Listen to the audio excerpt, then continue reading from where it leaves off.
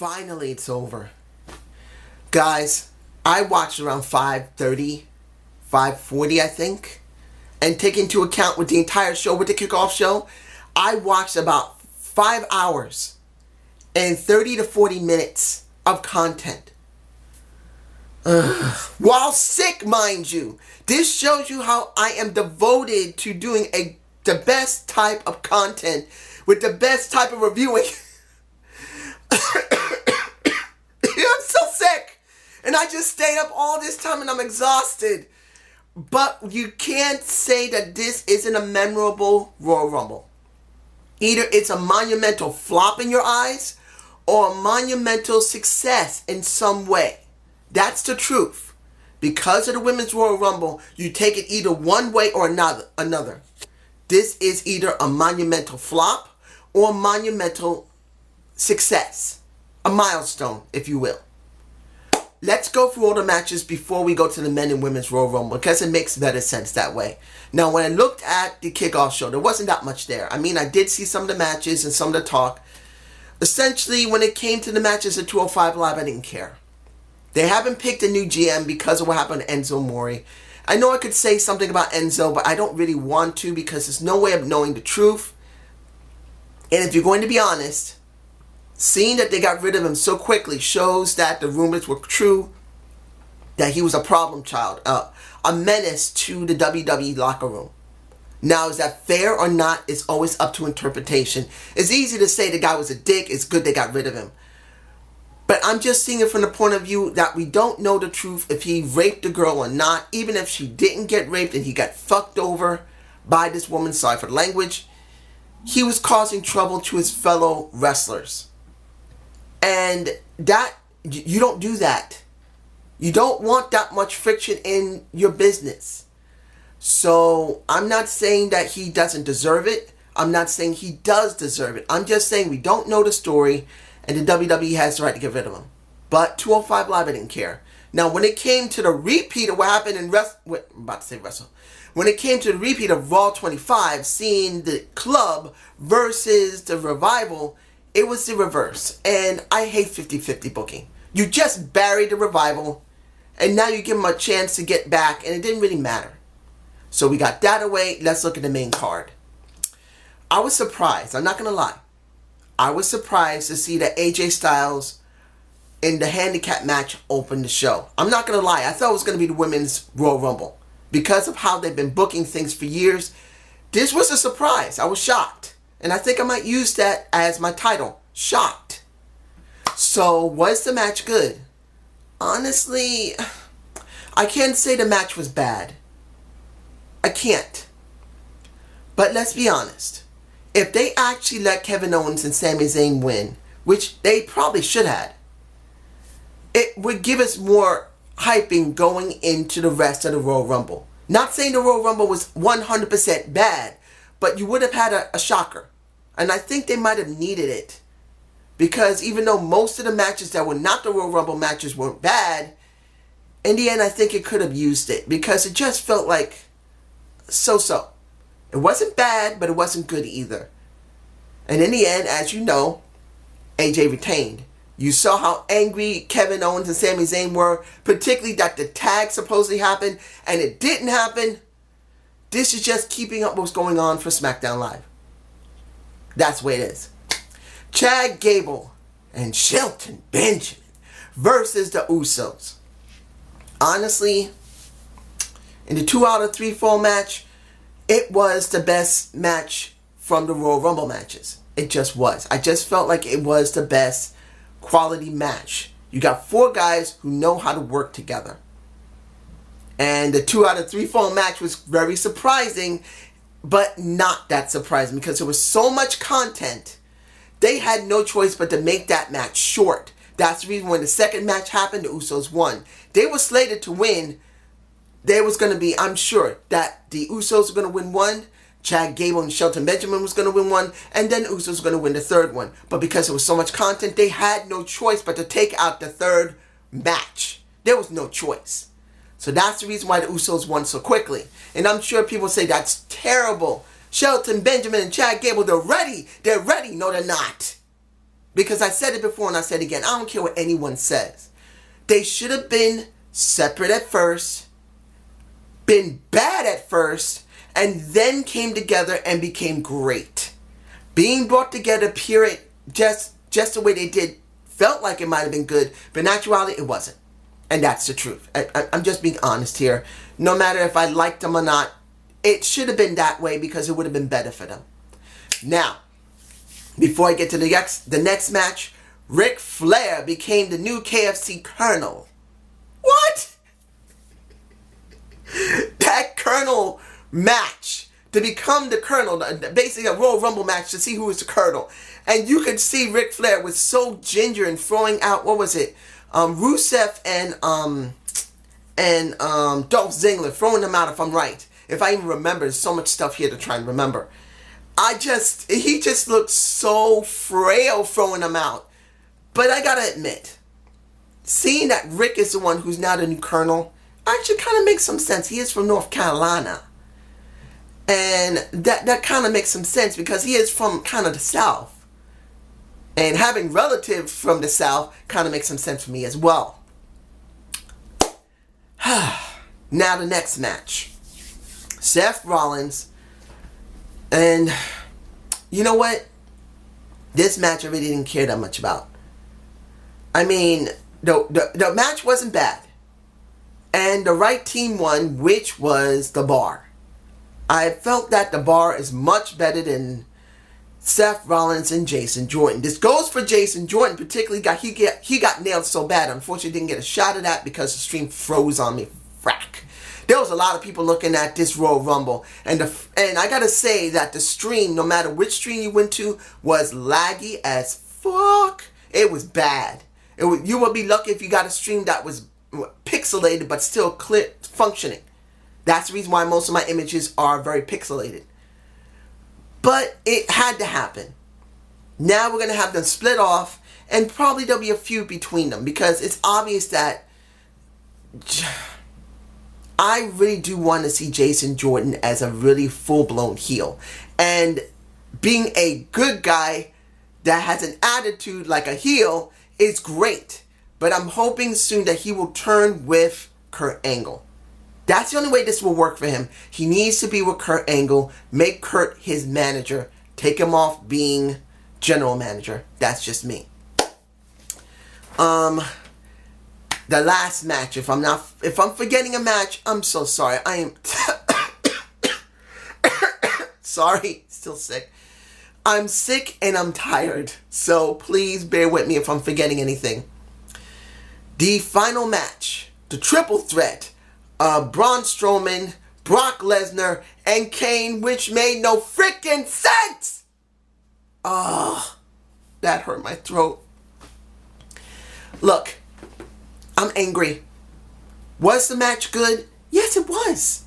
It was the second best match for me personally. I'm trying to remember if I forgot anything. I am trying not to forget anything. As far as I know, I'm not forgetting any other matches. When you see this match, it wasn't that bad. Yes, it was botchy in some places. Yes, it's three big men, and they don't always work very well when it's three big men. You need a small guy with big men because then you change it up. That's the way it really works. You need to change it up periodically. Having a big man and a small man with another big man, or two small men with a big guy, but having three big guys kind of makes it really botchy. But in this case, it wasn't as bad as everyone will probably think. It was good enough to pass, and Braun Strowman shined. If anyone thinks that Kane shined in this or Brock Lesnar shined, you need to re-see this match. Because Braun Strowman made the match. It was not Kane. It was not Brock Lesnar. It was Braun. He was doing the heavy lifting for everything. He was the one that was making the match relevant. And there's the problem. You got Brock. Why? Why would you have Brock Lesnar just keep the title? Really? I mean, of course, what happened in Royal Rumble is understandable. But if you're taking away what's going to happen in WrestleMania with Brock Lesnar and Roman Reigns, because we already know about that, Roman didn't win the Royal Rumble, but needed it Brock have a challenger, It's obvious it's still going down that route, but let's be honest. To have this really hurts the situation for the WWE. They still don't have a champion. They have no Universal Champion because the Universal Champion is not there. Their brand is so weak. You can say a lot about SmackDown. Bad writing, bad booking, not much they see. You don't see all the talent you should, but at least they have a champion there. It just looks bad. I'm just saying. Mind you, seeing that Brock Lesnar threw that table on top of Braun Strowman, and then Braun Strowman threw that table away and just faced him, that was good. It made Brock look scared. Seeing all the stuff that was done between Brock Lesnar and Braun Strowman, that suplex that Braun Strowman did to Brock, from literally laying down on the mat, lifting him up from the mat, and flipping him behind his head and threw him out of the ring, was actually pretty damn good. But in the end, it just was stupid. I'm sorry. I know they're going with Brock Lesnar and Roman Reigns. It still looks like it. Unless they take Roman Reigns out because of the steroid accusations. Because that kind of makes me think the reason why he didn't win the Royal Rumble match. I know I could say this Royal Rumble, but I may forget it later. I just think it would be better if it had been Braun Strowman. Now, let's get this done. The men's Royal Rumble. I know I can start with the women, but the women have to have their own shine. It's got to be the end, particularly what happened at the end. Now, there was a lot of people who were in this match. The ones who started it was Rusev and Finn Balor. And I can't lie.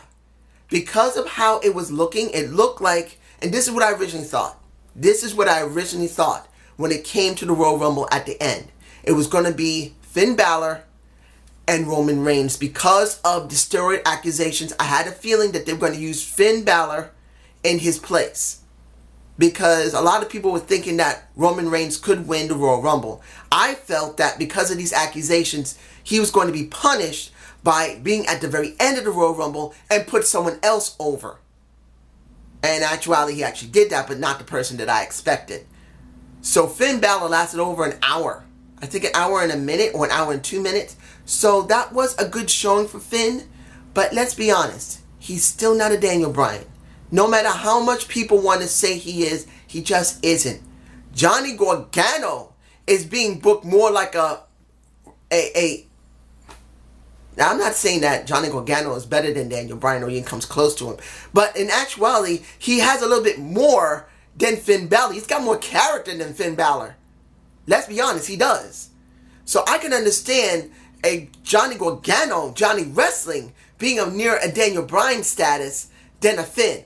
And I don't hate Finn. I think he can build himself up to be near a Daniel Bryan as well. He can't be Daniel, but he could be near it if he's booked correctly. He just isn't. Now, for most of the people there, we had the Kofi segment, of course. We had the surprise, which was Ty Dillinger, supposed to come in at number 10. And he got his butt kicked by the Sami Zayn and the Kevin Owens, and Sami Zayn took his place. I would have thought Kevin Owens would take it, but Sami Zayn took it, and eventually he got eliminated himself. I can't remember who eliminated him. There was just too many people. Now, let's see. Who were the ones that came in that was special? Well, Almost came in from NXT, which was great to see. I don't remember if there was anybody else. Adam Cole also came in from NXT. I think that was the only two that appeared from NXT. Kind of sad to see that instead of bringing in more people from NXT so they can get more exposure, you're only willing to bring out two of the best you have when you got more than a few. I think that would have been better. Like, why didn't they bring out Eric Young? Eric Young could have been brought into the Royal Rumble, and that would really be good for Sanity to get some exposure. But in the end, he wasn't there. And let's see, who else was a surprise? Sheamus got his ass thrown out by Heath Slater. That was a surprise because Heath Slater got his ass handed to him by Baron Corbin, unlike a lot of people, because Baron Corbin got his ass thrown out so freaking easily. He couldn't stand it. He beat up on everybody, and most of them were outside the ring. But seeing Sheamus get his ass thrown out by Heath Slater, two gingers, that just makes me think that this Raw, Heath Slater's going to get his ass kicked by Sheamus because of what he did. It's just going to happen. That's how I feel it's going to happen. That's going to happen on this Raw. They're going to show Sheamus beating the crap out of Heath Slater, either in a tag match or a singles match. It's just going to happen. The man with kids about to get hit by the Mohawk. Anyway, I don't think there was one legend there. Was it more than one? I don't remember there being more than one legend. Honestly, I didn't see any legends but one, and that was Rey Mysterio. And unfortunately, I could not get him coming down his entrance. I did get it when he was on the ring. Great to see Rey. He looked like he was in great shape. The last time I saw Rey in the WWE, he had a belly. He looked chubby. There, he looked cut. He looked like he did when he first was in WCW and ECW. He looked skinny as hell. There, he looked good. He looked like he must have went on P90 and worked his ass off. So that was good. And then there was something strange. If anyone saw this, at one point when John Cena came into the ring, did his business, he was going to attack somebody, and he turned Rey at himself, and he stopped. I don't know what it was. You guys tell me what you think it was when it came to John Cena and Rey Mysterio, because the minute he grabbed Rey and turned him like he was about to attack him, he couldn't do it. Either he wasn't supposed to do it, or he couldn't do it, and he walked away and went after Randy Orton. So that was a strange situation there. I'm surprised I'm not even remembering this. And, oh, almost forgot the few things that I thought of. One, Finn Balor did not come out as a demon. I know I already talked about Finn. He should have came out the demon, because then he would have been more substantial. Yes, that paint would have been annoying to the people because of the sweat, but it would have been better. Seeing that the fans were going crazy over Rusev. Oh my gosh. They were loving them some Rusev. They were dying for their Rusev. And what else was there? Matt Hardy and Bray Wyatt. Why was Bray Wyatt and Matt Hardy even in the same ring? Excuse me. Matt Hardy and Bray Wyatt angered me on Raw 25. Matt should never job to Bray. And then at one point, Bray was working with Matt. Matt was working with Bray. They attacked each other. And then they threw each other out of the ring at the same time. What was that crap? They screwed up the storyline on the 25th anniversary of Raw, just to do something for the Manhattan Center. I know I didn't say anything about this because I didn't want to. I didn't want to go down that route with I'm about to say WrestleMania, with Raw 25. I wanted to just give a fair and balanced thing. But here I can't. There's no way I can't. I looked at Matt Hardy. I was freaking angry that Matt Hardy had to job to Bray Wyatt at the Manhattan Center, where they're all angry because they had nothing to do. They had no matches at all. They could have just given them a regular show, and back and forth they could have switched. No, they kept a few segments, and it was bullshit. I'm being honest. After hearing that it was $800 a pop for the first seats in that place. And I live in the Bronx, and that upset me. Anyway, when it came down to it for this situation with the Royal Rumble, it came down to Shinsuke Nakamura and Roman Reigns. I was shocked that Roman Reigns and Shinsuke Nakamura were the last ones in that ring. I was even more shocked that Dolph Ziggler appeared when Dolph was number 30. And I thought, oh my gosh, they would not use Dolph. They wouldn't. They would not go there with Dolph. They would never go there with Dolph. And he stayed there for a while before they threw his ass out when I was happy about that. I really felt Dolph is a joke. He should have left. I'm being honest. Dolph should have left. But in the end, you got Shinsuke Nakamura as the champion of the Royal Rumble. And after that, guess what? He decides to go after AJ Styles at WrestleMania, which I think is the wisest thing to do because that's what people really want. Now, mind you, will it really put asses in the seats?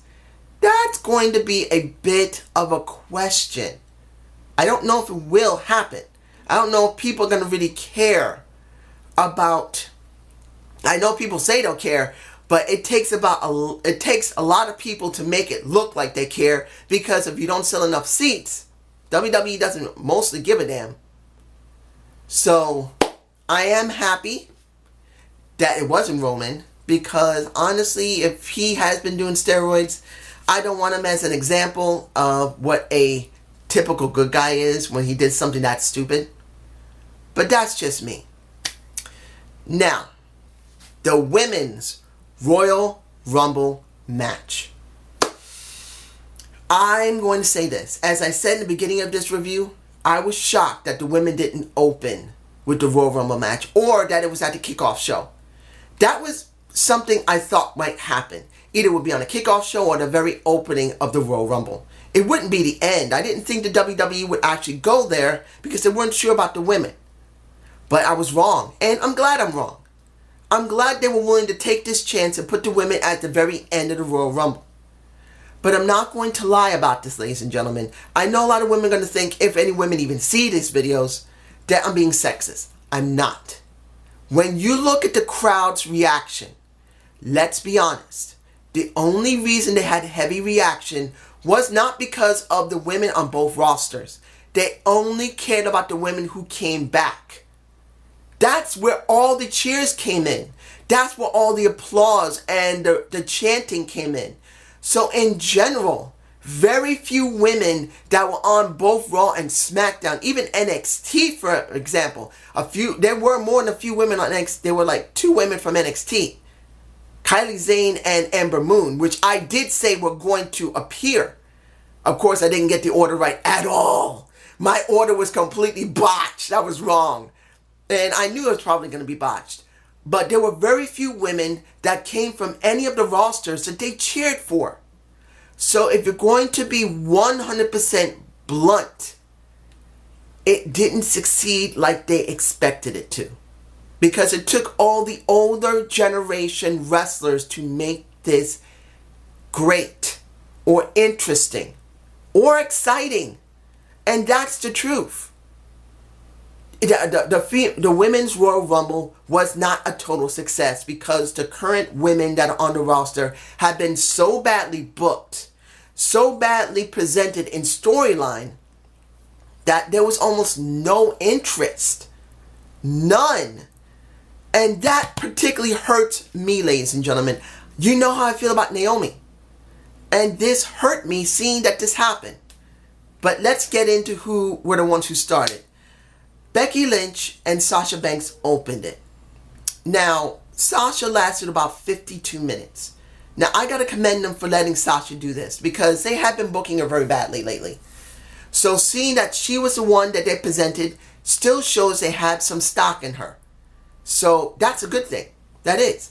Becky Lynch, I am kind of surprised. I think they made a mistake with Becky Lynch. They could have put, honestly, they could have put someone else in that position. Like Naomi, for example. They could have put Naomi there. Honestly, they should have. They should have put her there. They could have put, who else could they have put there?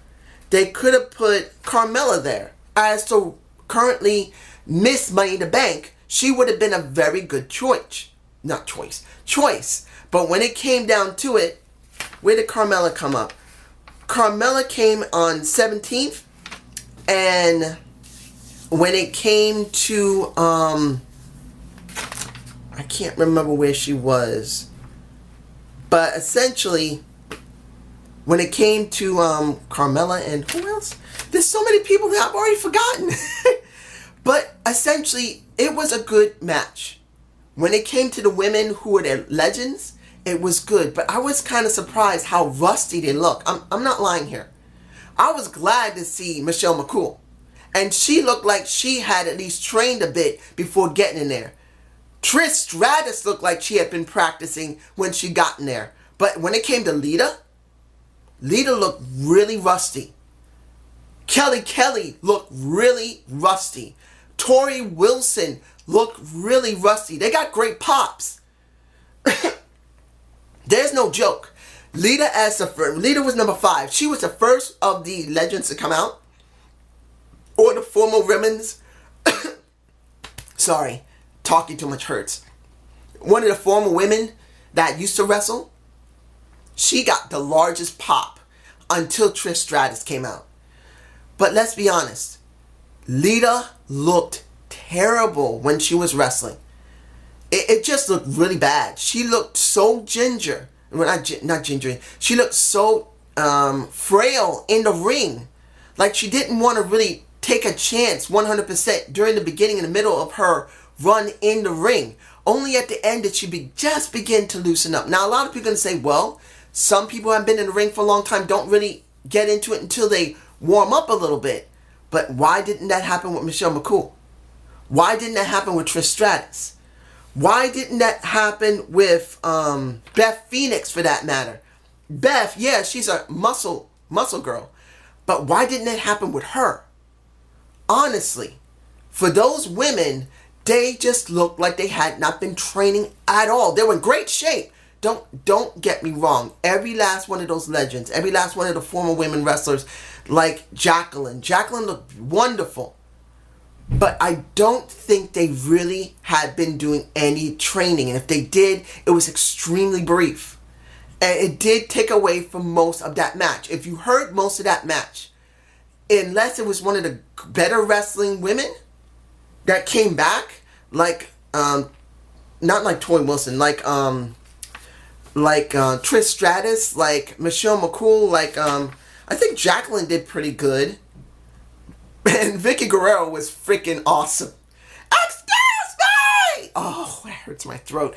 That was awesome seeing her. Yeah, she's older. Yeah, she's got a gullet under her neck. Yeah, she hasn't been seen in yet, but she still looked freaking hot. She still looked good, even with the hanging neck stuff. It didn't make a difference. It's Vicky freaking Guerrero. She still has a nice ass. She still has nice boobs. She looked still sexy, and they threw her ass out because they got sick of that damn voice. It's in my face. It's in my face. It's in my face. That's it. It was beyond funny with her. And those are the people that made the biggest pops. Vicky Guerrero, the Trish Stratus, the Beth Phoenix. Who else was making huge noise that people was loving? Michelle McCool, Molly Holly. Unfortunately, I missed her entrance. I only got I think I even got just a shot of her on the ground. Hurt. But Molly Holly really shocked everyone how great she was. I think she's still wrestling. And I was actually at one point a Molly Holly fan. I thought she was cute as hell. She still is. She still seems to be able to wrestle. She still seems to have it. But other women didn't.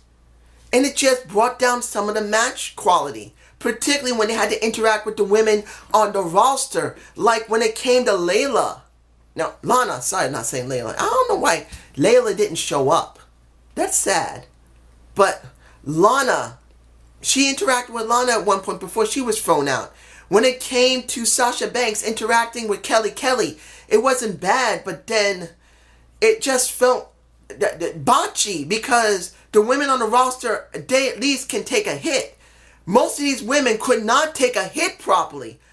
When it came to Lita, she looked like she could not take a hit very well. A lot of people saying you still got it, but she didn't. She needed some time to practice. It just seemed like in the beginning into the middle, nearing the end, the women just did not have it much. Unless it was somebody that was still good in the ring. And then you reach near the end. You got the Nia Jax coming in and dominating everybody. And then they finally got rid of her multiple times.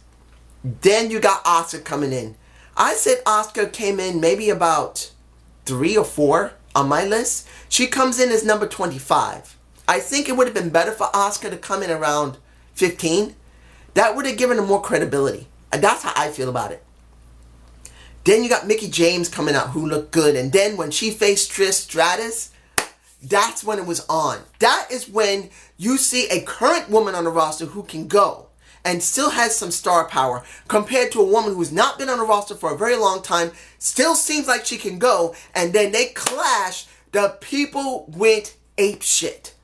The people went freaking apeshit for a Trish Stratus, for a Mickie James. I'm actually hoping, and I know it's not going to happen, it would be great this Monday Night Raw, Trish Stratus comes back and says she's going to do one more run for this year, going up to WrestleMania. If she worked up to WrestleMania, got her payout, and then left, I give you my word, they will be happy to see her.